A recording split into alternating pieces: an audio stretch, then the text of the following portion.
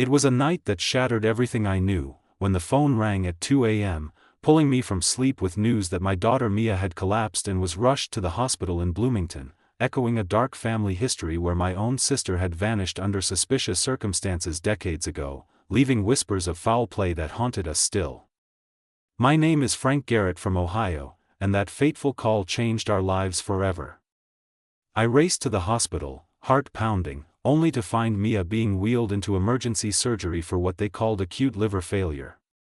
As the surgeon, Dr. Patterson, finished prepping her, he pulled me aside in the sterile hallway. His face was grave, and he leaned in close, whispering words that made me shudder. "This isn't natural, Mr. Garrett. Get your grandkids out of there, now." Before I could respond, he slipped a small envelope into my hand, his eyes darting nervously. "Take Marley and Noah, leave Bloomington for a few days. Don't trust anyone close to her." I stood there frozen, the envelope burning in my palm like a secret I wasn't sure I wanted to uncover, but I knew then that something sinister was at play in my daughter's life. As the surgeon's whisper echoed in my mind, I clutched that envelope tightly, my hands shaking as I left the hospital. Mia was still in surgery, fighting for her life, and I had to act fast. Dr. Patterson's warning about getting the grandkids out of Bloomington gnawed at me like a bad omen. I drove straight to Mia and Trevor's house in Columbus, the city lights blurring through the windshield as my thoughts raced.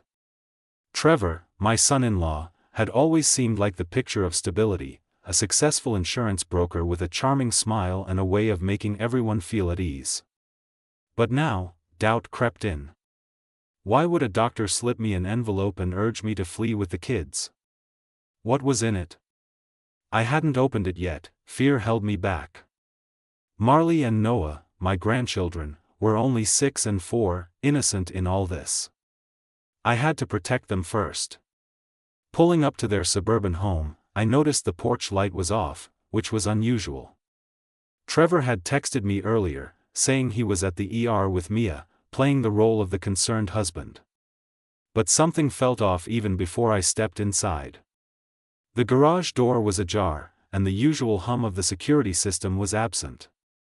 I used my spare key to enter, calling out softly for the housekeeper, Mrs. Elena, who often stayed late when Mia was working or unwell. No answer. The house was eerily quiet, the kind of silence that presses down on you like a weight. I flicked on the lights in the foyer, and that's when I saw it, a note on the console table from Mrs. Elena. "Had to leave early, family emergency. Sorry, Mr. Hale." It was scrawled in her familiar handwriting, but the timing struck me as too convenient. Mia had collapsed around midnight, and now the housekeeper was gone. I checked the clock, it was nearing dawn. My gut twisted. Trevor had insisted on hiring her a year ago, claiming she was reliable, but I'd never fully trusted how he managed the household. I moved to the living room, where the kids' toys were scattered as if playtime had been interrupted abruptly. Marley and Noah were upstairs in their rooms, thankfully asleep. I peeked in on them, their small chests rising and falling peacefully under the nightlights. Marley clutched her stuffed rabbit, and Noah had his thumb in his mouth, oblivious to the storm brewing. I didn't wake them yet, I needed to investigate. Dr. Patterson's words replayed, "Don't trust anyone close to her." Was Trevor involved? It seemed impossible, but I had to check. Heading to the home office, I booted up the family computer, the one linked to their security system. Trevor was obsessed with tech, cameras in every room, door sensors, the works.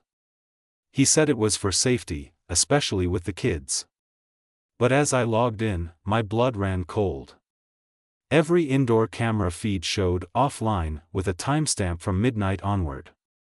Not a glitch, they had been manually disabled. I scrolled through the logs. The front door sensor had recorded an entry at 11:45 p.m., but the details were wiped clean, no user ID, no footage. Someone had tampered with it. Trevor? He was supposed to be at a late meeting, or so he claimed when Mia mentioned feeling dizzy earlier that evening. I remembered Mia complaining about headaches and fatigue lately, brushing it off as stress from her job as a teacher. Trevor always hovered, making her smoothies, insisting she take vitamins. At the time, it seemed caring. Now, it felt sinister. I slipped the envelope from my pocket and finally tore it open. Inside was a folded note and a USB drive. The note read, "Labs show toxins. Check her daily intake. History repeats, 2 others. Get out." Dr. Patterson's handwriting. My hands trembled. Toxins? In Mia? I plugged in the USB, and it contained scanned medical files, anonymous, but with notes on similar cases. I shoved it back in my pocket. This was bigger than I thought. Needing air, I stepped outside to the backyard, where the motion lights flickered on. Nothing amiss there, but as I re-entered through the kitchen, I paused. The counter was spotless, but a faint chemical smell lingered, like cleaning solution mixed with something sweeter. I opened the cabinets, rummaging quietly. There, behind the cereals, were unmarked blister packs, pills without labels, just plain white packaging. Next to them, a row of wellness supplements, their labels scrubbed off as if someone had peeled them deliberately. My mind flashed to Mia's recent doctor visits. She'd mentioned Trevor handling her prescriptions. Then I spotted the canister of smoothie powder, the one Trevor prepared for her every morning. It was his ritual, he'd say, blending it with fruits and insisting it was a health boost. The label was generic, organic vitality mix. I unscrewed the lid and sniffed, nothing obvious, but a fine powder that didn't look like any store-bought brand. Why hide it? I pocketed a sample in a zip bag from the drawer, my detective instincts kicking in from years as a retired mechanic who'd fixed more than just engines. I'd solved plenty of puzzles in my time. Wandering back to the office, I picked up their shared tablet, the one Mia used for lesson plans. It was unlocked, a oversight or arrogance on Trevor's part. In the autosave drafts, I found documents that made my stomach drop. Beneficiary changes on their life insurance, listing Trevor as primary with the kids secondary. Fresh powers of attorney, queued for notarization at a small branch in Shady Creek, a town I'd never heard them mention. The dates were recent, within the last week. Mia's signature was there, but it looked shaky, unlike her usual neat script. Had she signed under duress? The tablet's history showed searches for liver failure symptoms and natural sedatives, timestamped late at night. By now, the sun was rising, casting long shadows through the windows. I heard a car pull up. Trevor. He burst in, his face a mask of concern. "Frank. Thank God you're here. Mia's stable, but they say it's her liver. I came straight from the hospital." His eyes were red-rimmed, but something in his posture felt rehearsed, like an actor hitting his marks. He glanced around, noticing the tablet on the desk. "What are you doing?" "Just checking on things," I said evenly, watching him. "Housekeeper left early. Cameras are down. Door logs wiped. Care to explain?" He blinked, recovering quickly. "Technical glitch, probably. Elena had a family thing, I told her to go. Look, Frank, this is stressful enough without paranoia." But his voice had an edge, and he avoided my gaze. I didn't push, not yet. Instead, I gathered the kids, packing bags while Trevor hovered, offering to help. Marley woke up groggy, asking for mommy, and Noah clung to my leg. As we loaded the car, Trevor pulled me aside. "You're taking them? To where?" "Away for a bit," I replied, echoing the doctor's advice. "Mia's in surgery, better they not see this." He nodded, but his smile didn't reach his eyes. A stranger in our home, that's what he felt like now. The man I'd welcomed as family, who played catch with the grandkids and hosted barbecues, now seemed like an intruder wearing a familiar face. Driving away, envelope and evidence in my glove compartment, I glanced in the rearview at the kids dozing. Columbus shrank behind us, but the questions loomed larger. What had Trevor done? And how deep did this go? I headed toward Liberty Lake, a quiet spot I knew from fishing trips, determined to unravel the truth before it consumed us all. As we drove toward Liberty Lake, the weight of what I discovered pressed on me like a storm cloud. The kids stirred in the back seat, Marley asking sleepy questions about where Mommy was, and Noah whining for his favorite blanket.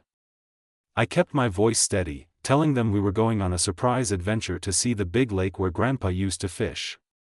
Inside, my mind was a whirlwind. The envelope from Dr. Patterson burned a hole in my pocket, and the zip bag of smoothie powder sat hidden under the seat.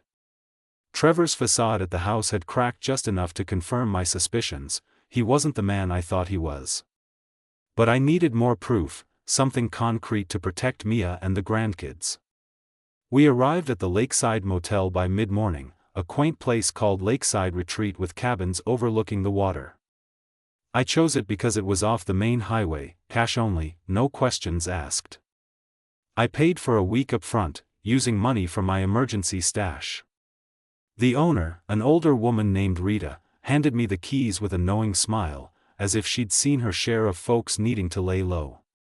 Once settled, I got the kids some snacks from the vending machine and set them up with cartoons on the small TV. They were resilient, giggling at the silly characters, but I could see the confusion in their eyes. "When's Daddy coming?" Marley asked. I hugged her tight. "Soon, sweetie.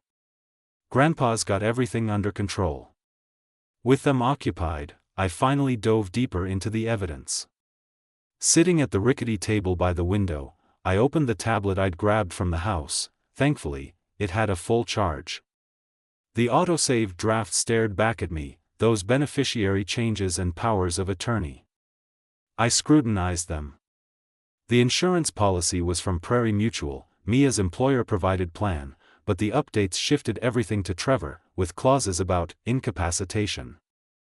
The power of attorney draft gave him control over her medical decisions and finances if she was deemed unfit. Queued for a notary in Shady Creek, a podunk town 2 hours away. Why there? It screamed of someone covering tracks. I cross-referenced the tablet's browser history.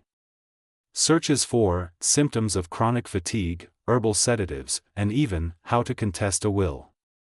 Trevor's digital footprint was everywhere, but cleverly masked under shared logins. Then I found the kitchen inventory app they used, entries for the smoothie powder, ordered in bulk from an online vendor with no clear ingredients list.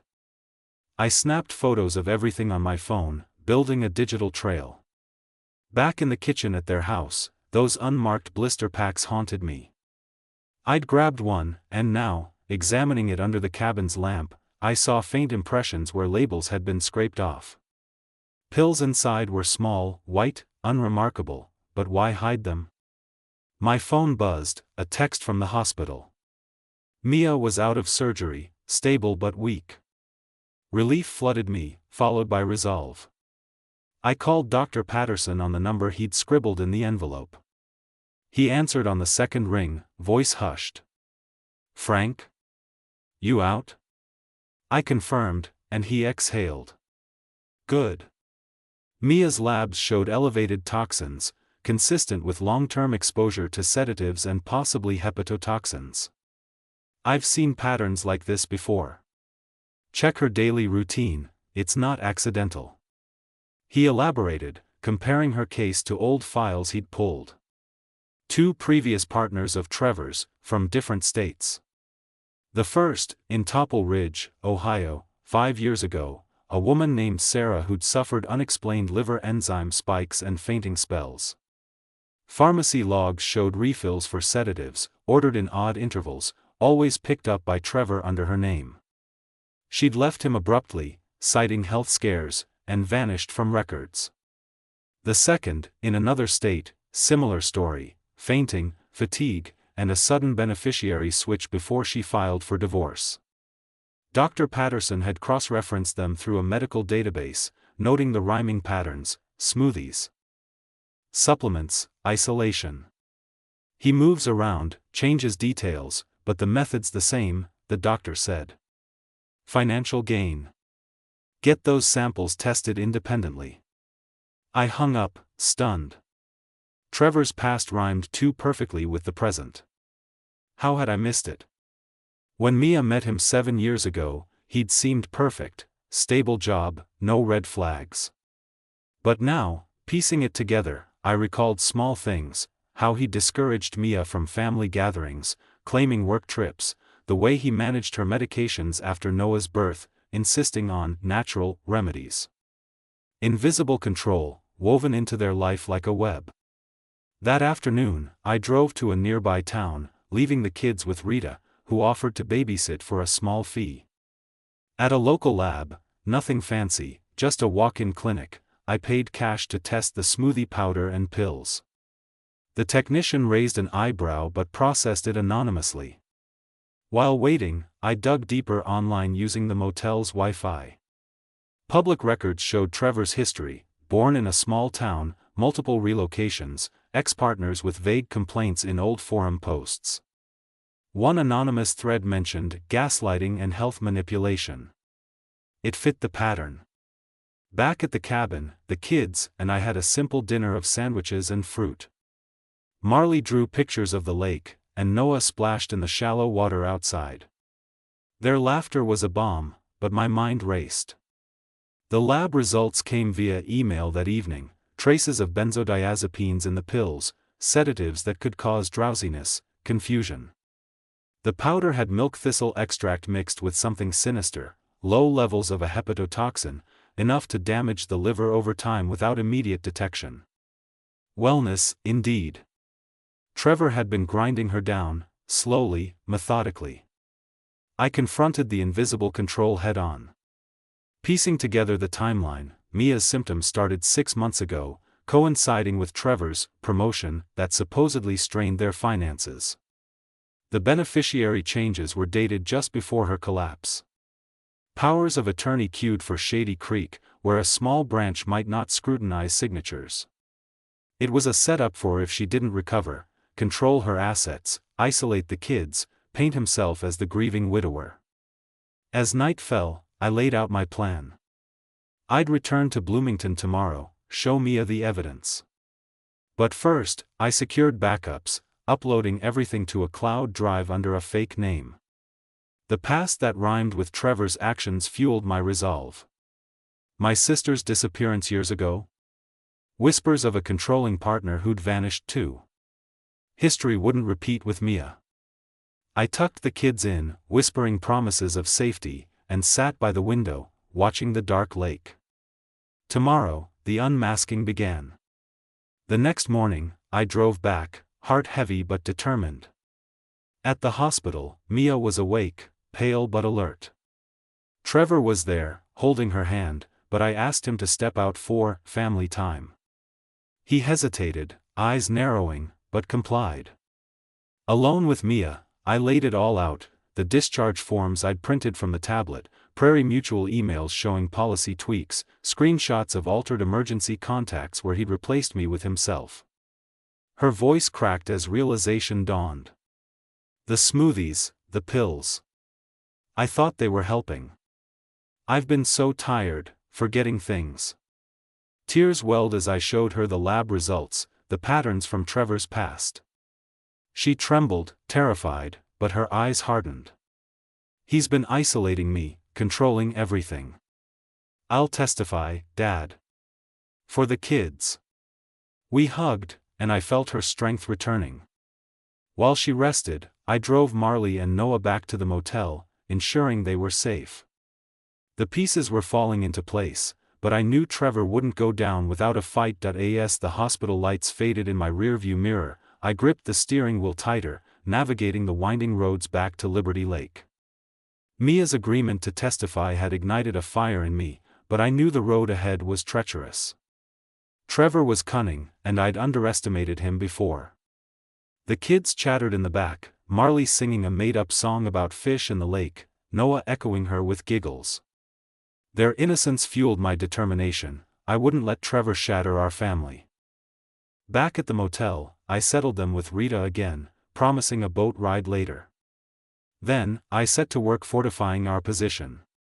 First, I contacted a lawyer friend from Ohio, old buddy named Harlan who'd handled messy divorces.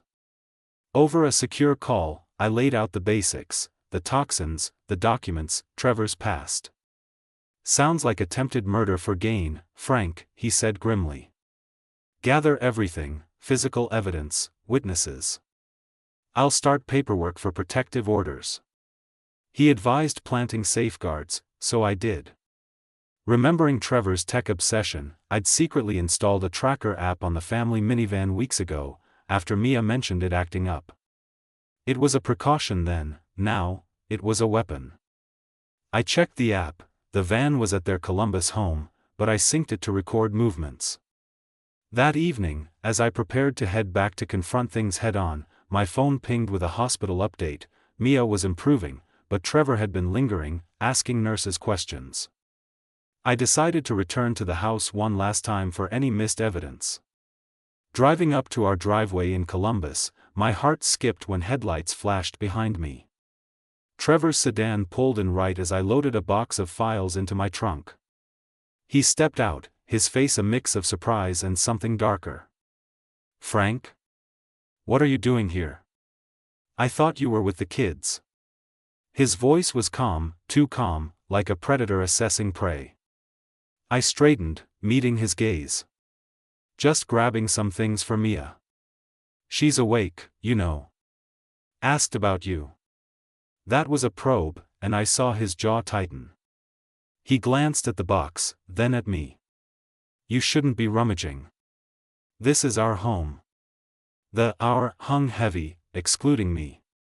That's when his composure cracked. He lunged for the box, but I sidestepped, years of manual labor giving me an edge. "What's this about, Trevor? The camera's offline? The wiped logs?" My words hit home. His eyes widened, and he muttered something about glitches again, but sweat beaded on his forehead despite the cool night. He backed off, forcing a laugh. "You're paranoid, old man. Mia's sick, that's all. Let me help with the kids."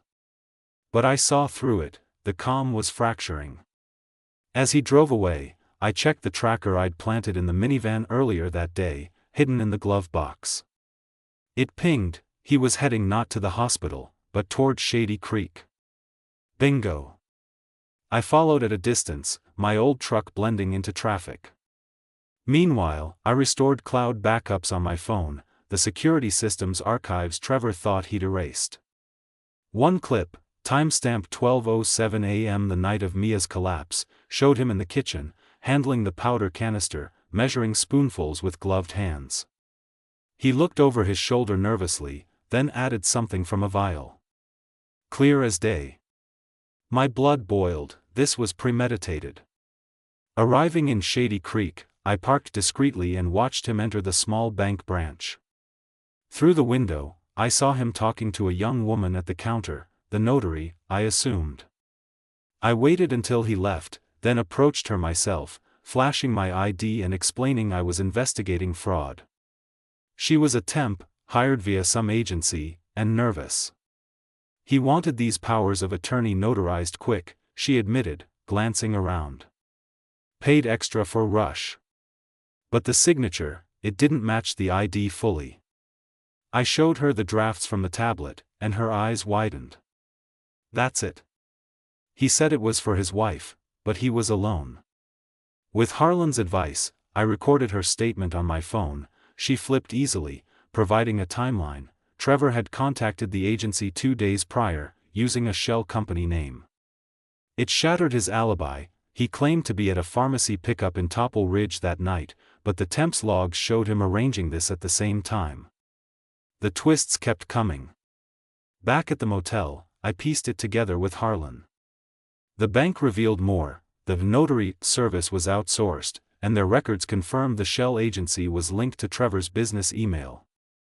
He'd hired her to rubber stamp the documents, bypassing scrutiny.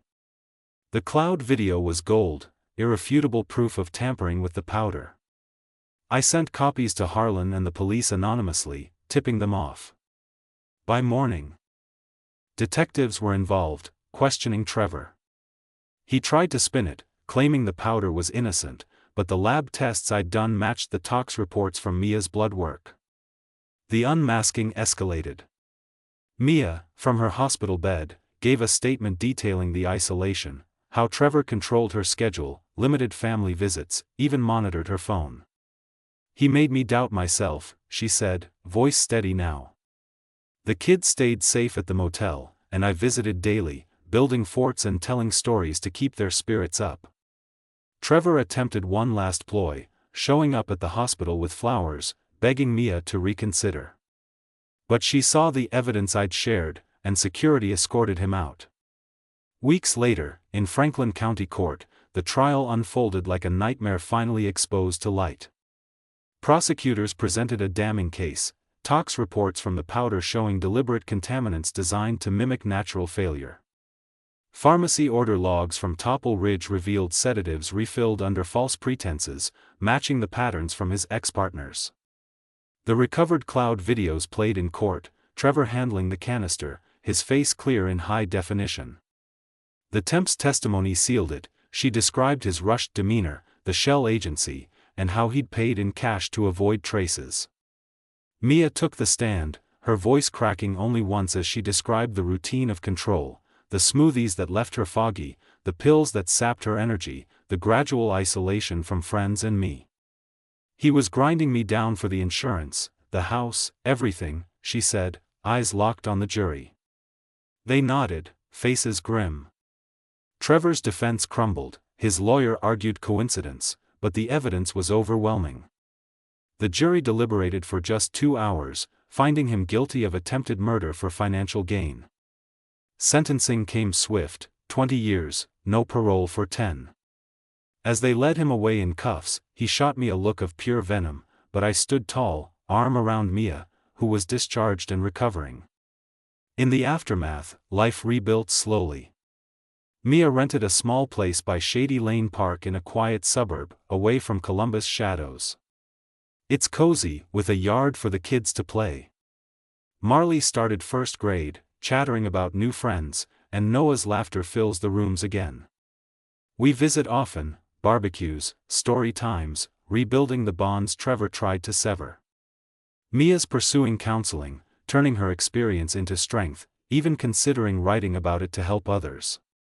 As for me, I sold my old house in Ohio and moved closer, watching sunsets over the park with my grandkids. The nightmare ended, but the scars remind us, vigilance is the price of family. We've emerged stronger, day by day, safe at last, with the courtroom doors closing behind us. A chapter of terror ended, but the real work of healing was just beginning.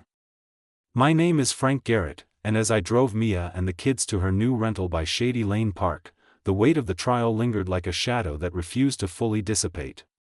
The jury's guilty verdict on Trevor for attempted murder had brought justice, but it couldn't erase the months of fear, the hospital vigils, or the way Mia's eyes still darted nervously at unexpected sounds.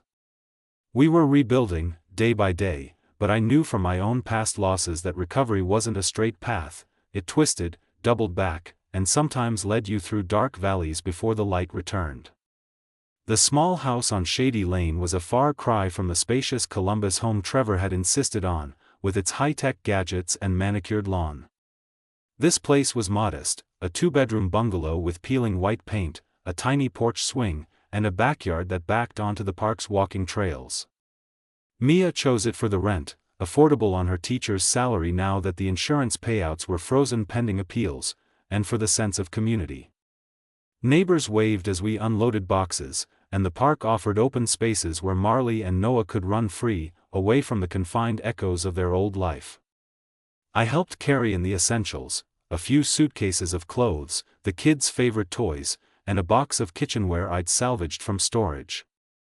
"This is our fresh start, Dad," Mia said, forcing a smile as she arranged pillows on the worn couch.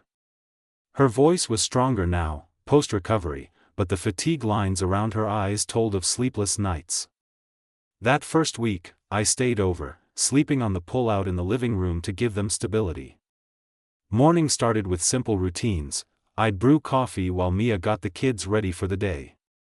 Marley, at 6, was eager for her new school, chattering about making friends and drawing pictures of our adventure at the Lake Motel. Noah, the little whirlwind at 4, toddled around, demanding pancakes and stories about Grandpa's fishing days. We avoided mentioning Trevor. The court had issued a no-contact order, and his appeals were grinding through the system from behind bars.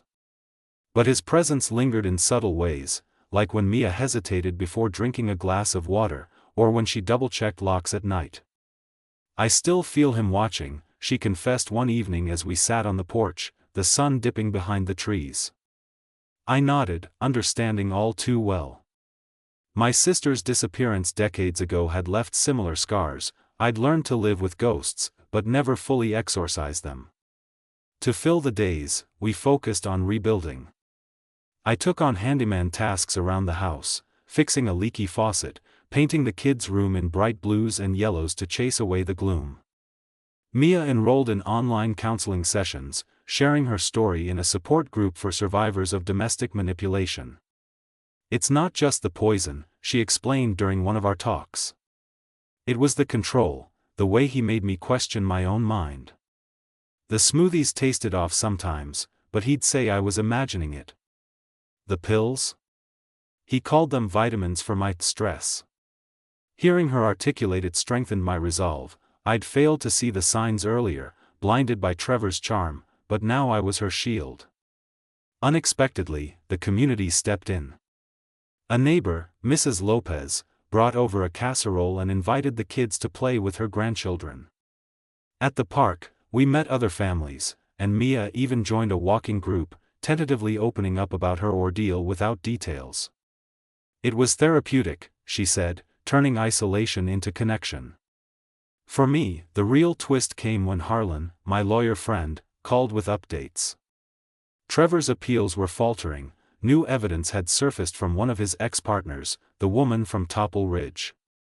She'd come forward after seeing news clippings, providing affidavits about similar patterns, sedatives hidden in daily routines, financial manipulations. "It's building a bigger case," Harlan said. "Possible additional charges in other states." It felt like vindication, but also a reminder that Trevor's web extended further than we'd known. One afternoon, while the kids napped, Mia and I sifted through old photos from the Columbus house. We laughed at silly moments, Marley's first birthday, Noah's messy attempts at finger painting, but tension crept in when Trevor appeared in frames. "Burn them?" she asked half-jokingly. Instead, we packed them away, agreeing to focus on new memories. That evening, we took the kids to the park for a picnic. Marley chased butterflies, Noah built sandcastles in the playground pit, and Mia and I watched from a blanket. "I'm thinking of writing about this," she said suddenly. Not for revenge, but to help others spot the signs. I encouraged her. My daughter had always been a storyteller, even as a child, weaving tales from nothing. Now, it could be her way to reclaim power.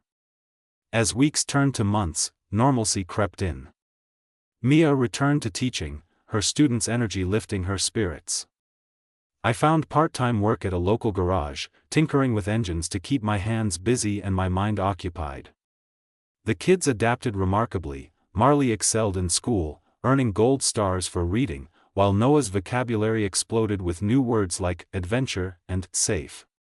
We celebrated small victories: Mia's first solo grocery run without anxiety, a family movie night where laughter drowned out old fears. Yet, twists lingered. One night, a letter arrived from Trevor's lawyer, offering a settlement for the kids' sake. Mia tore it up, but it rattled her. I reinforced the doors and installed basic cameras. Ironic. Given Trevor's obsession, but now under our control. Holidays brought healing too. For Thanksgiving, we hosted a modest gathering with Mrs. Lopez's family and a few of Mia's colleagues. The table groaned with turkey, pies, and stories shared in warmth. Marley performed a little skit about grateful hearts, and Noah smeared cranberry sauce everywhere. It was chaotic, beautiful, far from the strained dinners Trevor orchestrated. Christmas followed, with a tree we decorated together, lights twinkling like hope. Under it, gifts were simple: books for Marley, blocks for Noah, and for Mia, a journal I inscribed with, "Your story starts here." But not everything was smooth. Mia had setbacks, nights of insomnia where she'd call me at 2 a.m., echoing that fateful hospital call. We'd talk through it, reminiscing about her childhood in Ohio, bike rides and summer fairs. I shared more about my sister, admitting how her loss shaped me into the vigilant father I became. "You saved us, Dad," Mia said once, tears in her eyes. It mended something in me too. By spring, green shoots dotted the park, mirroring our growth. Mia started dating casually, a kind coworker who respected her pace, and the kids called him Uncle Tim without pressure.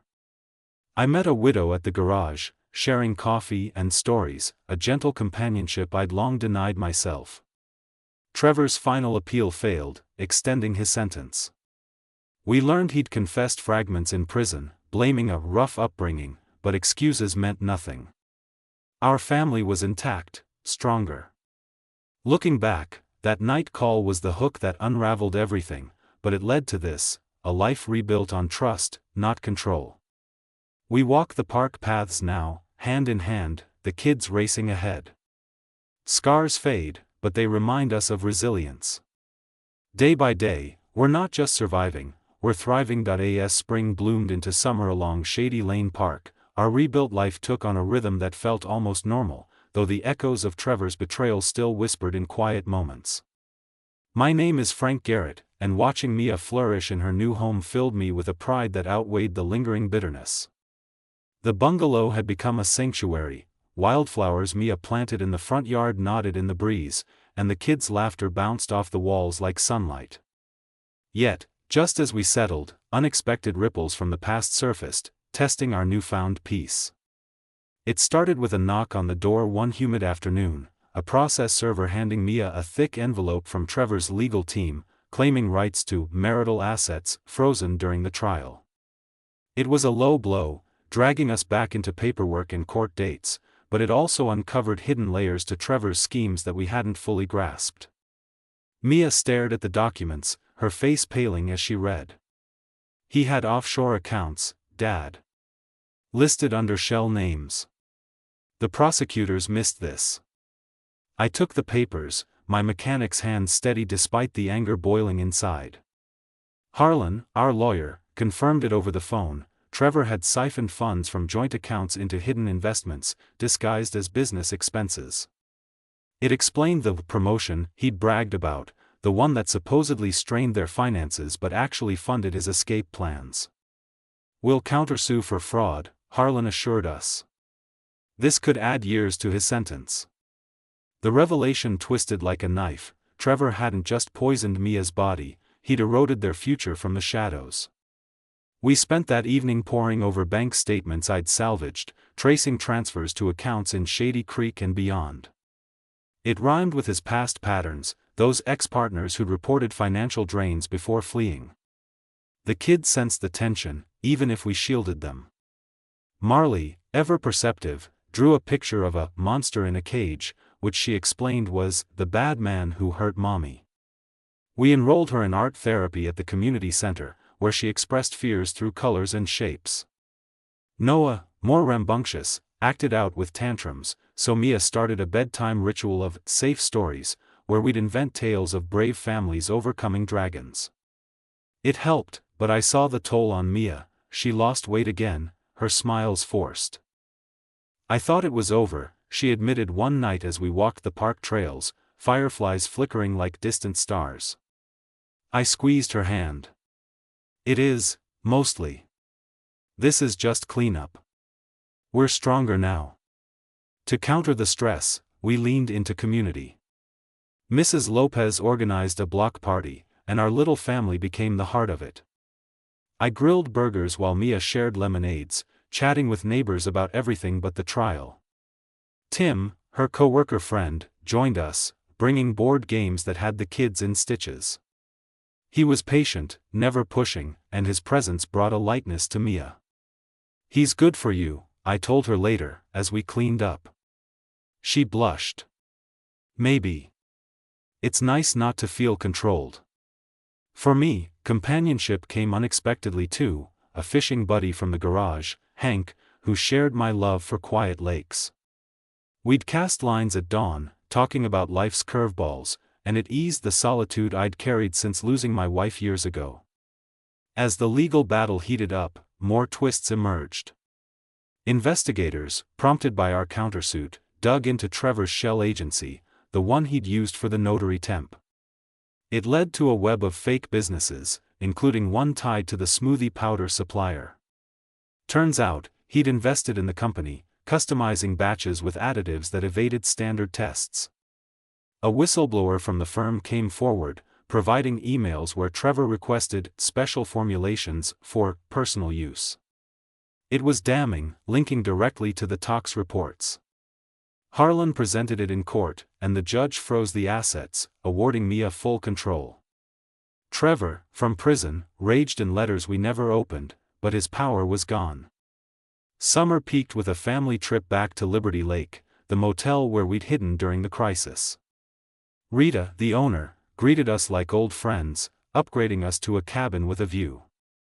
The kids splashed in the water, Marley learning to skip stones, Noah building forts from driftwood. Mia and I sat on the dock, feet dangling. "Remember that first night here?" she asked. "I was terrified, but you kept us safe." I nodded, the memory sharp, the envelope, the evidence, the drive into uncertainty. Now, it felt like closure. We roasted marshmallows that evening, sharing stories of hope, not horror. Back home, fall brought structure. Mia's journal turned into a blog, anonymously at first, detailing signs of coercive control. It gained traction, with readers sharing their stories, and she found purpose in advocacy. "This is my testimony beyond the courtroom," she said. The kids started new activities, Marley in soccer, Noah in preschool art. I volunteered at the park, maintaining trails, finding solace in physical work. Even the historical hook, that dark family event with my sister's vanishing, found resolution when a cold case detective contacted me. Inspired by Trevor's exposure, they'd reopened her file, linking it to a similar controlling figure from her past. No full answers, but it brought peace, closing a loop I'd carried for decades. Yet, not all days were easy. A scare came when Mia received an anonymous call, heavy breathing on the line. We reported it, tracing it to a prison payphone, likely Trevor or an associate. Security tightened, new alarms, self-defense classes for Mia. It rattled us, but we pushed through, turning fear into action. Tim proposed a casual commitment, and Mia accepted, their relationship blooming slowly. For the holidays, we expanded our circle, inviting extended family I'd distanced during the chaos. Aunts, uncles, cousins filled the bungalow with noise and warmth, a stark contrast to Trevor's isolated gatherings. By winter's end, snow blanketed the park, and we slid down hills, shrieks of joy piercing the cold. Trevor's final appeal collapsed, his sentence extended for fraud. Mia sold the Columbus house, using proceeds for a college fund for the kids. We celebrated with a quiet dinner, toasting to resilience. Looking ahead, plans formed, a vacation to Ohio roots, Mia's blog turning into a book deal. Scars remained, but they were badges of survival. Day by day, with the kids' growth marking time, Marley's first lost tooth, Noah's first full sentence, we wove a tapestry of healing. The nightmare that began with a whisper had transformed into a story of triumph, proving that from the darkest hooks, light could emerge. As winter melted into another spring, the rhythms of our life by Shady Lane Park solidified into something resembling true peace, though the shadows of Trevor's actions occasionally flickered at the edges. My name is Frank Garrett, and seeing Mia step fully into her strength, publishing her blog posts that now reached thousands, reminded me daily that we'd not just survived, but transformed. The kids grew like weeds, Marley, now 7, with a gap-toothed grin from her adventures in soccer, and Noah, 5, chattering endlessly about dinosaurs and dreams. We'd marked a year since the trial with a quiet family ritual, a picnic in the park where we released paper lanterns into the twilight, each carrying a wish for the future. Legal loose ends tied up neatly. Harlan informed us that Trevor's assets, including those hidden offshore accounts, were fully awarded to Mia in a final settlement. She used part of it to buy the bungalow outright, turning it from a rental into a permanent home. "No more looking over our shoulders," she declared, hanging a "welcome" sign on the door. The rest went into trusts for the kids' education, ensuring Trevor's greed funded their opportunities instead. Investigators closed the loop on his broader schemes, charging him with additional fraud counts from other states. His prison letters stopped coming, blocked by court order, and rumors filtered through that he'd isolated himself even behind bars, a fitting irony. Community became our anchor. Mia's advocacy work expanded. She spoke at local support groups, sharing how subtle controls like monitored phones and helpful supplements masked deeper dangers. Tim proposed properly over a park bench sunset, and Mia said yes, their wedding a small affair with wildflowers and close friends. I walked her down the aisle, well, the park path, tears in my eyes as Marley scattered petals and Noah carried rings with solemn pride. Hank, my fishing pal, stood as my +1, hinting at companionship that warmed my later years. For me, closure came in revisiting Ohio roots. We took a family trip back to my old hometown, where I showed the kids the garage I'd worked in, the fields where Mia played as a child. It bridged generations, healing old wounds from my sister's case, which had quietly resolved with an arrest of her long-suspected partner, inspired by our publicity. Back home, we planted a memory garden in the yard, roses for resilience, lavender for calm. Challenges arose, like Marley's nightmares or Noah's questions about the bad daddy, but therapy and time softened them. We thrived. Mia's book deal came through, a memoir of survival. As grandfather, I cherished simple joys, teaching Noah to fish, helping Marley with homework. The hook of that night call had pulled us through hell, but it led to this heaven. Day by day, our family story continued, unbreakable.